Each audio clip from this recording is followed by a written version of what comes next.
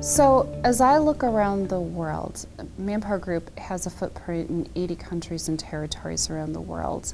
And I've traveled to a lot of different places, and I will tell you that the song is the same everywhere. We are facing a global systemic talent mismatch, and it is causing companies and governments to become increasingly concerned. Companies because they need the talent to drive their business strategy.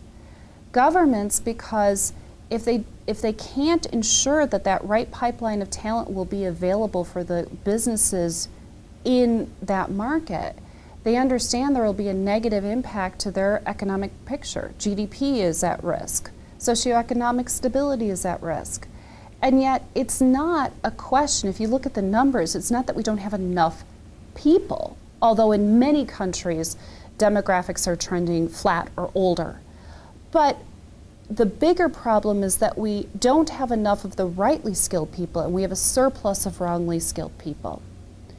And that situation is getting compounded year after year after year because, of course, companies are requiring even more complex skills, even higher levels of education, even greater specialization. And so the ante keeps going up and up and up to enter.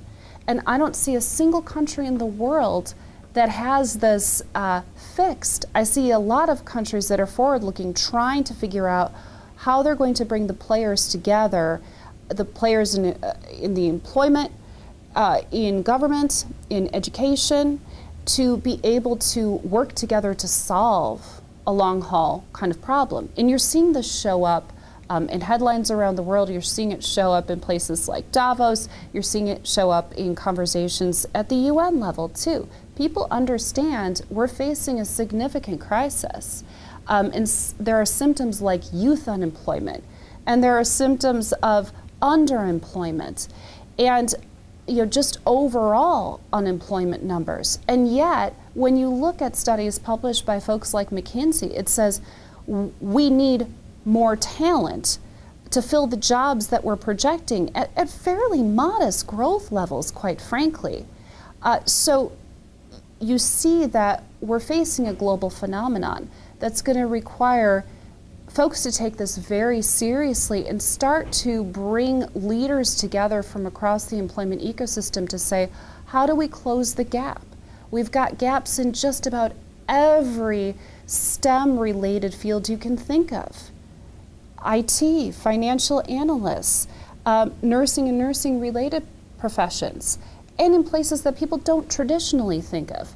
But in skilled trades, this is like a #1 shortage around the world, and you don't always think about it when you think about skilled trades. Many of those have their roots in STEM skills as well. Basic good mathematics and technical aptitude. So we're facing a huge crisis, and it will take many players sitting around the table just determining that that isn't going to go on anymore, and that we will act together to close that gap and ensure that there are pathways to prosperity for every player inside of the ecosystem.